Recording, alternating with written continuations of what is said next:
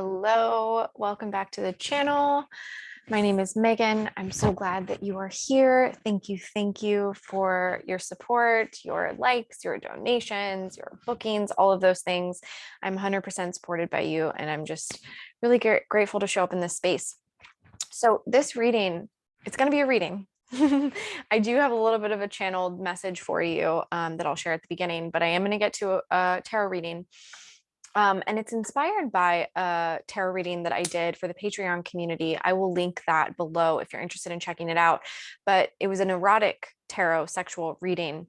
And that's kind of where I've started doing those. I know I used to do those here on YouTube, but just so that I can be completely free in the energy that flows through me when I do those readings, I've moved those over to the Patreon community. So, but in this reading, there was a lot of information that came through about a specific collective of masculines that are rising up, that are being taking their power back and being very, very empowered and kind of slicing through bullshit in their lives, and anything that was keeping them stuck or that they were perceiving themselves to be stuck and stagnant around, they've cut that out.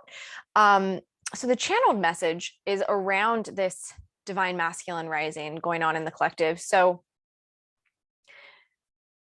we could really feel on the planet the divine feminine consciousness rising, and divine feminine stepping into their power, using their voice and really owning their divinity through the balance of the sexual sensuality, the receptivity, the emotionality, the intuition, as well as the firm kind of boundaries and no nonsense and Queen of Swords type of energy. And the thing about divines, whoever it is that we're talking about, a masculine or a feminine, the only way to get to that unified place of a divine and to be able to like own that title is if you have balanced your inner masculine and your inner feminine, and then you've come into an inner union, and now you are whole, and now you earned that title. You've crowned yourself. That's what I always call it. That's what always channels through. Like you're sitting on your throne and you are a true divine because you have merged all of those energies within you.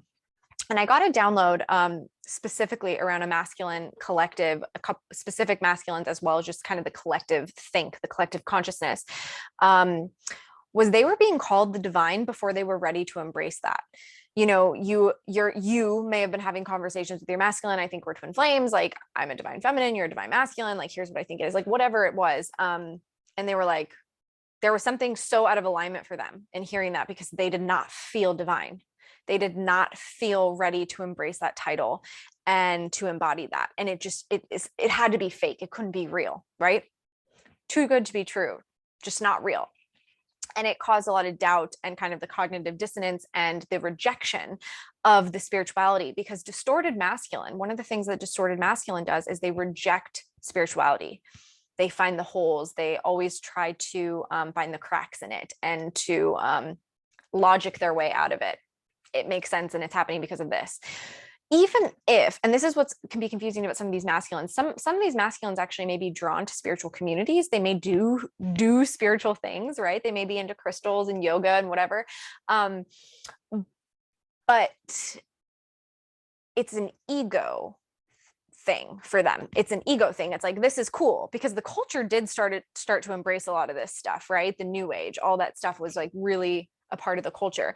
And so it wasn't from a true authentic place. It's kind of like when we're trying to manifest before we've gone through like a spiritual awakening, we're only manifesting from the ego. So the things that we think we want, won't come to us. We won't be able to manifest them. And we think there's something wrong with us. And then we'll go hire a very expensive manifestation coach and they'll teach us the same shit. And we're like, it's still not working. Or we'll manifest the thing and then we'll get it and we'll be like, why do I still feel empty? It's because you're manifesting from your ego and you are trying to call things into you that you think will fill a void. The void will never be filled. It's you. The void is you. I feel like I'm screaming into like an abyss. The void is you. So that's kind of what happens when we are in our distorted masculine. And this is not a gender thing. This is an everybody thing. It happens to everybody. But these masculines did not feel ready to crown themselves. They did not feel capable. They did not feel ready. So they said, you know what? I want to go for more low hanging fruit in my life. I don't even think this journey is real. I don't think it's for me. It's definitely not for me. Like, she can do whatever she wants. He or she can do whatever she wants. They can kind of live in their little world over there. But like, no, that's not my reality. I'm going to go over here. And so those masculines have risen up. They got the spanking from the universe that they needed, and whatever has happened on their journey, whatever towers, whatever things. And you can see it in the collective. It's a masculine energy rising up and becoming leaders, becoming empowered leaders. And first, they have to become the leaders of their own life and their own communities. They have to take their power back. They have to really stop being passive, because distorted masculine is also very passive. Distorted masculine gets walked all over. Distorted masculine is constantly over giving and never giving to themselves. Distorted masculine thinks it's selfish to say, you know what, I'm going to take care of me, right? And the irony with the twin flame connections that I saw a lot was a divine masculine would overgive, but in a lot of codependency in their lives with a lot of kind of toxic relationships. But then with their feminine, it was the one person in the world that they would like set up a boundary and be like, I can't give anything to you. No, I'm not giving to you. Right. And the irony was the one person in the world who's actually giving to you, and you're like going to withhold. But it's okay, because the lesson there for the masculine was like, this is the one person I feel safe enough to explore and learn what boundaries are. This is the one person that's helping me dismantle the codependency, because all the other toxic relationships in my life freak the fuck out when you try to set a boundary with them. The feminine was the only one that was like, okay, well, yeah, boundaries are healthy. Let's work on this. Right. So it's kind of that irony thing. And feminine, I think, experiences that to some extent as well, where she learns how to set boundaries through the masculine. Yeah. So it's a very similar journey, but we've been in this divine feminine rising, right? We've been in this, the world has been getting in touch with their feminine, getting in touch with their intuition, just really getting clear on all of that. And this is all within. This isn't just people on spiritual journeys or not. This is like everybody. You've seen it. And now what's happening is the masculines are coming online, and they're leading this charge, and they're taking back their power. And I'm not saying that the feminines are not intimidating, but in the 3D reality, this matrix, and the 3D and the 4D, the masculines, when they're empowered and they are sovereign, they are so fucking intimidating to the powers that were, as I like to call them, because a masculine on fire and empowered is going to do some damage in a good way, right? And so keeping them docile, keeping them really stuck in codependency, stagnancy, keeping them disempowered through their sexuality, right? Porn is a huge one, just draining. I have never met any masculine in the age range of like, I would say like teens, early teens to like their 50s. Maybe the older generations missed the porn thing. I don't know, but really up to like their 50s, those masculines are all like, all of them have had to overcome porn issues, right? So that is a thing. And it's just a drain of energy. That's all it is. It's trying to keep you docile, trying to keep you busy, overworked, distracted, and numb, right? Numbing through sexuality, numbing through drugs, numbing through alcohol, whatever. So there's been a huge attack, and it's subtle and it's covert, but a huge attack on the masculine, so that the masculine is not a leader, so that the masculine does not protect. That's the masculine energy, is protection, right? So that would be, it's kind of like, if you need to get somewhere, what do you got to do? You got to go past the security guard, right? You got to go past the walls, the boundary, the 3D boundary. The masculine protects the feminine energy. So if the masculine is asleep, the feminine is exposed and vulnerable, right? That's our world in a nutshell, or has been. But the masculines are coming online, and I feel it, and it's coming in through the sacral, which is what we discovered in that erotic tarot reading. It's really coming in through the yang energy, through the kundalini rising energy, through a desire that's so strong. And it's because the masculine energy and human get so much of their strength from the feminine. And this was something they couldn't see before, because many masculines were getting their strength from their feminine, even if they weren't engaging with them physically in the 3D. But that cord was so charged, and the feminine was just giving and giving and giving through that cord, because she hadn't learned her boundaries, right? The feminine was working on her self-worth. She was working through the ascension of the feminine and coming into the feminine rising in the collective that we've seen. And then the feminine kind of stepped up. And because she stepped up and she stepped into that, she got really crystal clear in her boundaries and kind of shut down that conduit of energy. So then the masculine was forced to look within and to find his own divine feminine energy.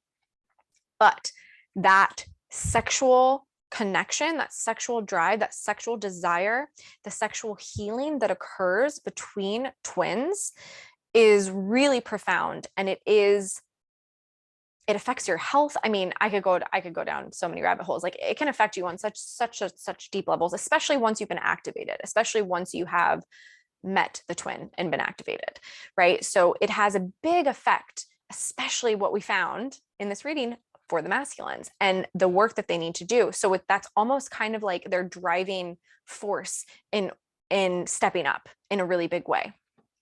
I had this other transmission I was going to share, but now that I've gotten into this one, I don't even know if it's going to flow.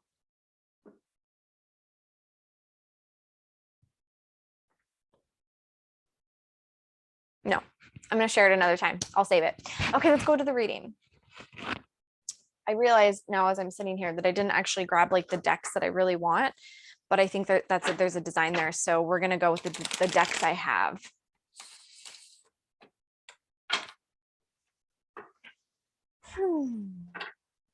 Grounding right now is really important into the earth. Gaia has a lot of support for us if we know where to look and we allow it. So anything that's going to ground your energy right now, but getting outside is a big one. Okay, so tell us about this masculine rising in the collective right now, Spirit. Tell us about this masculine energy rising. What do we need to know, or what do you want us to know about it? What's occurring in the masculine collective right now?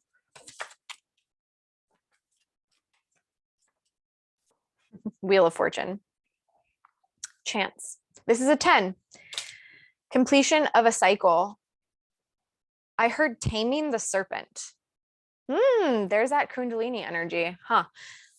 Did I get that from anywhere? No, that was just a clairaudient message. Okay, so taming the serpent. So the serpent, the beast, the wild, the sexuality, the desire, right? It's a balance, because a distorted masculine can get so far in one direction that they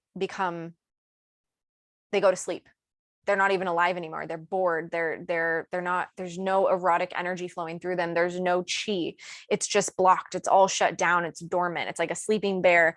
And it shows up in their life because they feel trapped. This is the masculine who feels like I can't be in charge of my own destiny. Like I'm controlled. The fear of control, the irony of the fear of control is it manifests being controlled, right? So if we have toxic relationships, or we have a history wounding from our parents around that we were always oppressed and we were always controlled, then we just manifest that out in the world. We manifest that in our job. We manifest that in our relationships. We just manifest it all around. But I'm seeing this completion of the cycle. And what's happening for this masculine is the serpent is often represented as the Lilith, or like the toxic feminine, the temptation, right? And you can see in our world, I'm not going to go into any of them, but you can see the energetics in our world currently as I film and share this video of the Lilith. Well, I don't want to put down Lilith, so scratch that. Lilith is her own story. We could talk about another time. But the toxic feminine, and how she is used as a weapon and as a tool to control the masculine, right? And it's this desire that the masculine has, and it can be disguised, and it can easily be manipulated if that masculine is not connected to his own inner feminine. And that is the completion that I'm seeing here, the taming of the serpent, where when the masculine embraces their own feminine energy, they awaken the sight, then they can truly see. And that is your ability It's also facing shadow. Once you face shadow, you can really see the truth of a person in a situation. When you face your own dark corners, you can see it in others really clearly. And this is something many spiritual beings, people on spiritual paths, spiritual teachers, they miss this step. And this is one of the most critical steps on the earth plane. And it's not something that we necessarily have to worry about from where we come from. Like if we're star seeds and we're from a 12th dimensional existence, and or the Palladians, right, where everything's love and light and beauty and whatever, we don't have to have that fuck you template. We don't have to have that discernment to be able to be like, oh no, you're fooling me, you are a temptation, you are here to hurt me, right? We don't have to learn that. So many spiritual beings miss that, and that's a big theme right now. Ascension, discernment, being able to see truth from inversion. And that was a lesson this masculine had to learn. And he could trial by fire. That's what I'm hearing. He could only learn it by experiencing it, by doing it, which is why the karmics, whoever they were, they could have been their parents, they could have been their friends, ex-wives, ex-husbands, lovers, it doesn't matter. All these different people, right? Or situation scenarios had to teach them the trial by fire. They had to know what love isn't so that they could know what love is. Because to understand true divine love, which is what the feminine gives and is what the divine gives, this masculine had to understand the difference between it and recognizing where they weren't giving themselves love, right? Because if you're not loving yourself, good luck trying to love someone else. I mean, can I get an amen? Isn't that RuPaul? RuPaul up in here? Yeah. But it's true. It's really true. And so what we're getting right now with this collective is it's like Wheel of Fortune. Not only has the wheel turned, not only has the scales kind of balanced is what I'm hearing, it's retribution, it's reclamation, it's calling back the light to yourself and the power and knowing your own divinity and worthiness. Because here's the thing, when you oppress somebody, you have to make them feel like they're shit. And the more you tell someone that they're a piece of shit and they're not worthy and they're not good, the more they start to believe that. And so what do they become? They become that.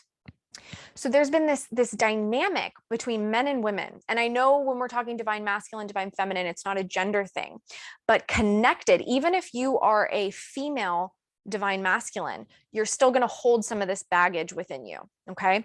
And it's this men against women thing. It's this patriarchy, right? Matriarchy to patriarchy to matriarchy. No. We need to unify. It needs to be balanced. It needs to be whole, right? And that's the steps that we're taking now. We're not trying to go, and you notice, watch out in the collective. You'll see people out there trying to promote matriarchy and like, let's go back to women on top. That's not helping anybody. That's just repeating. It's the same energetics behind patriarchy. It's just a hierarchical nature. We're here to transcend that, right? We're here to move past that. But you see it in these connections where it's a power struggle, men and women, it's a power struggle. So you have a feminine who's so afraid of her own light, so afraid of her own vulnerability, her own feminine nature, that she turns into a toxic feminine. That's the best way to explain it, where she's projecting and she is belittling and demeaning the masculine because she's seeing herself as a victim and she's seeing him as an oppressor. But guess what? She's becoming the oppressor. Guess what? She's making him the victim, right? So we're always kind of doing, and so that's what's happened in our culture. That's what's happened in our collective for so long. And you've seen it go back and forth, back and forth, back and forth. And a lot of these masculines said, yeah, I am an asshole. I guess. Yeah, I guess I am an asshole because I have a dick. I guess I am that, right? You know, if you hear something enough, you're going to believe it. Whether you consciously say, you could consciously tell yourself, no, I don't believe it. But if you've been gaslit enough, and if you've been told this enough and enough, you're going to believe it, and you're also going to become it. And I'm sure you've probably heard readers talk about that, where a lot of the masculines are inserted into such dark, dense, low vibe, toxic communities where when they're around it enough, they become it. And then it's not really them. And it's very clear for the feminine to always see that it's not really them. The feminine could always see their light. But their behaviors, it's why the twin flame connections get so confused as a toxic relationship, as an unhealthy, karmic, narcissistic. So, the masculines get labeled narcissist all the time. I hear that all the time. And they have taken on a lot of those patterns. Yes, they have taken on a lot of those shields and masks and protective mechanisms that they've used because it's been used against them. And not only that, on the higher realm and the higher perspective, we had contracts that we were going to take on a lot of this baggage and purify and transmute it for the collective. So a lot of that is occurring as well. But there's a huge completion here, and I just feel like the wheel has turned, and I feel spirit is really getting through to the masculine. That's what I'm getting. It's like spirit is finally, like, because there was so long that spirit was communicating with these masculines in this collective, like, so strong. They were like, oh. And the masculines are like, no, la la la la la. I can't hear you. La la la la la la. Right. I'm just giggling because you can see why. You can see the energy behind it. It's sweet. It's sweet, the relationship that the divine has with us, where the divine just loves us and loves us and loves us, and they don't ever give up on us. The divine never gives up on us. And the divine unions, divine connections, counterparts are mirrored in the divine. So the divine feminine never gives up on the masculine, and vice versa. The masculine will never give up on the feminine. They just won't. So there's this like sweetness to that. It doesn't mean it's an easy journey. It doesn't mean that the divine doesn't get frustrated, or, frustrated is kind of like a very 3D human expression, but there was a lot being sent to the masculine that the masculine was ignoring, right? But what I'm getting from this message is it's like that process has ended, that cycle has ended, and they're moving into an embodiment, embracing surrender. It's really that simple. It's surrender. Okay, I have Queen of Wands on the bottom of the deck, and again, here's that fire, here's that passion. Just to feel that way again. I want to feel that way again. The way that the feminine makes the masculine feel. The feminine has a way of making the masculine feel like an empowered leader, like a king, like a divine. The feminine makes him feel like a divine. Nobody else in his life does. His or her. You guys know, for channeling, I'll usually stick to the gender, but it's only so my brain doesn't have to do one of these things, Yeah.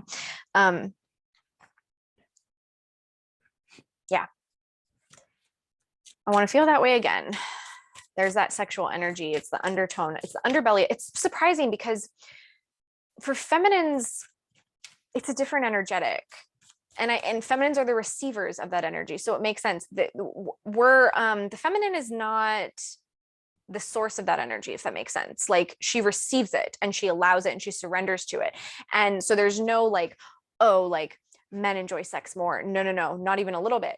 It's that the energies are different and how they interact with one another. And it's feeling like, the source of that energy is the divine, but then it feels like the masculine is the one that enacts that energy. So then the feminine will feel it on the other end of the spectrum and receive it or choose not to receive it. So that's just interesting. That's what I always find so surprising when I do tune into the masculines. Like, so many of the answers lie in the sexual energy. What else, Spirit? Anything else you want to share with us? Page of Pentacles here. 8 of Pentacles, Page of Pentacles. Okay, so this is a grounding. This is a grounding. This is an earthing. This is like, there's a okay, it's an off fuck it is really what I'm getting from this message. Fuck it. I don't know what's going to happen, but I have to know. I have to know what's going to happen. So it's a masculine creating changes and shifts in their life. They may not feel super confident. They may not feel super sure of themselves, but they're working through it, and they're doing it anyways. They're working on becoming a master of their domain, a master manifester, a master co-creator with spirit. And there's the moon is here. The moon is present in this message. So there's a lot that can't be seen or known, and it isn't meant to be. It's like being in awe and being in reverence of the great mystery. The feminine is the great mystery. The feminine is mysterious, yeah. And that energy is sort of mysterious as well. And when you're in reverence to that and you like honor that, and that instead of fighting it and resisting it and trying to control it, that's when you really receive the full benefits of that energy. And this is like, that's like for all of us, like in our lives, like there's this great mystery that's always occurring, right? And when we try and fight it and we try and control it, it doesn't feel very good. And we kind of are met with resistance. But when we just are able to be like in awe of it and how it works, that presence, how it works and is like the streamline through our lives, we start working with it and it feels really good. It feels like a dance, right? It feels like a flow. It feels erotic even, right? It's a give and take. So this masculine is kind of like, it has been struggling with that, right? With the not knowing, the mystery, because it's like new. This is a new way to operate in the world. It's not what masculines are taught. It's not what any of us are taught, and how to operate and how to master our domain. This isn't what we're taught, but there's a willingness to learn. There's a willingness to be a novice with this Page of Pentacles. There's a willingness to go slow, move slow and steady, and take the action steps in the 3D that they're being guided to take. And they really, really want to get a weight off their chest. That's like really present here. Like it's a lot about communication, and it's a lot about, and I've said this, I've channeled this so many times, and I know it's like, I could be sitting in front of a masculine right here and I could be like, you're making it scarier than it needs to be. And the second you do it, you'll feel better. And it doesn't matter. It doesn't matter, because those are just words. Because we're experiential learners, the only way we really embody is through experience. So sometimes we literally just have to rip off the Band-Aid. Like we just have to do the thing. So it doesn't matter how many times, how much advice that this person or a masculine gets to take that action, whatever it is, there's still a mystery to it until they actually do it. But the irony of these connections is like, you're stronger together. You're always stronger together. And the world tries to divide us up and tear us apart and keep us in separation in all ways. Divide and conquer, right? There's a big thing to be like independent and to like, that it's taught differently to men and women, but it's a similar energetic and the underlying. So like women, it's like, don't let a man be in charge of you, and like you need to always have one eye open when you're sleeping. That's like a lack of safety thing, right? And for masculines, it's like, don't let her like control you, and like, what is that saying they always say, like, like you're whipped, like don't be whipped, whatever, all of that stuff. So that's what I mean. Like there are different fears that are placed on us, but the energetics beneath it are the same, and it's separateness. It's to divide. But we're always stronger together, and we get recharged and refueled together, which is something that's like so magical. And it just proves you time and time again about these connections is like, no matter how hard you try, it never goes away. It's a constant. It is unconditional. It is the deepest ocean. I don't know. I'm trying to think of beautiful flowery language. But it's a learning process. And I think it's interesting because I just keep getting this message that the sexual energy, that the connection, that is going to reignite everything. Meaning the healing occurs there. The ahas occur there. The new cycle occurs there. The all of it occurs in that space. It can't be forced, right? So I got that because there were some guides that were like, some of you were like gonna try and go orchestrate like a Netflix and chill, right? Or whatever. I don't know. You can't control it. Again, it's the great mystery. You can't control this. But the divine is really saying that that's what needs to happen here. I have the Lovers. This is, in this deck, it's called the Wayfarer, which I haven't I haven't dove too far into this guidebook, so I don't really know what that means, but this is the Lovers. It is a choice point. It's a choice point, and it feels like the choice has been made, but neither of the other know that.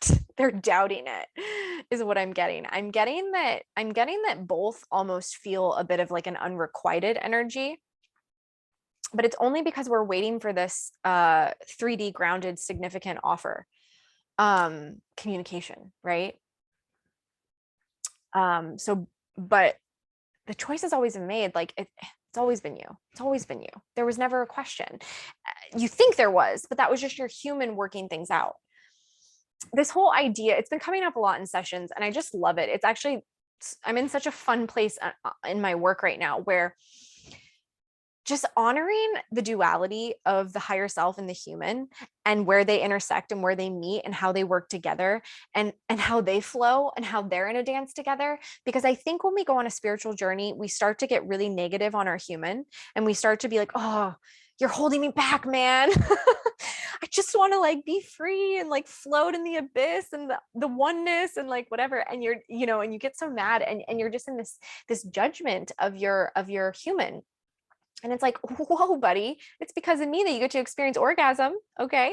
It's because of me that you get to experience laughter, the feeling of rain on your skin, the smell of, the mountains or the ocean, or, you know what I mean? You get to experience all this stuff in like a flesh and blood suit. After 5D, you don't experience the human body, the dimensions above. Actually, I could be wrong on that. Someone may know and you can correct me. Might be 60. Pleiadians, I forget what Pleiadians are, but Pleiadians have a human body. Anyways, there are, when you get too high, you lose the body. Okay. And part of the ascension that we're going through on this planet right now is the body ascension.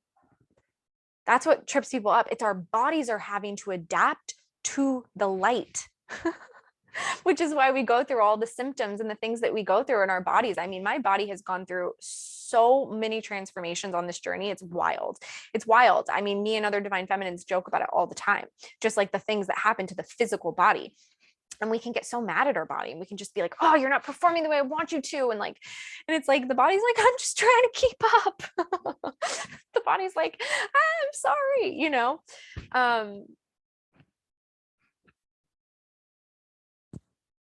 but this duality between the two is really where our work is, and honoring and allowing and surrendering to that. It's surrendering to the great mystery and also grounding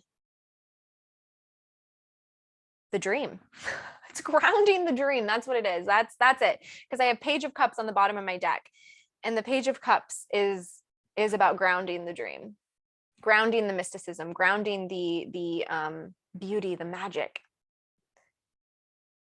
And choosing to believe that it's true, that it's not a test, that it's not trying to trick you, that it's not here to hurt you. It's not too good to be true. You just up to this point experience toxic experiences and relationships and people, and you did get tricked over and over and over again, because you had to learn that. You had to learn what love isn't so you could know what love is, all of us. And we were in these really ugly, icky contracts, okay, in life, right?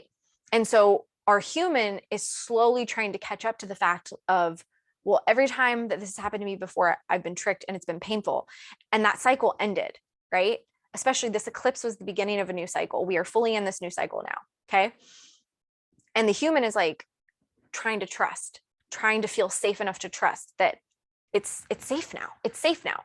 Yes, every time I did this before, I got hurt, but I'm not going to get hurt anymore.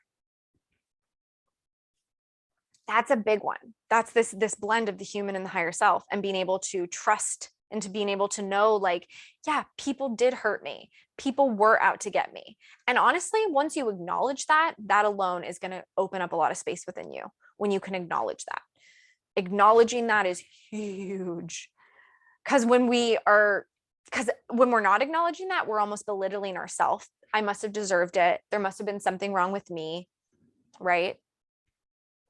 And as spiritual journeyers, we're really good at pointing the finger at ourselves. We really are. We're constantly like, and there's truth to it. It's duality.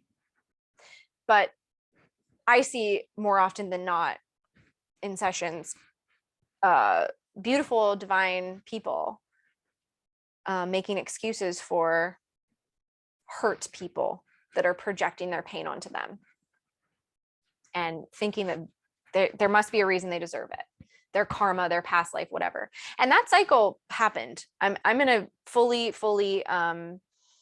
acknowledge that and empower any of you who have suspicions that like it feels like your whole life you've been struggling, your whole life you've been fighting, and you've been just fighting to survive. And I'm going to tell you, yeah, you have been. You're absolutely right. All you had to do up until now was to stay alive. And the divine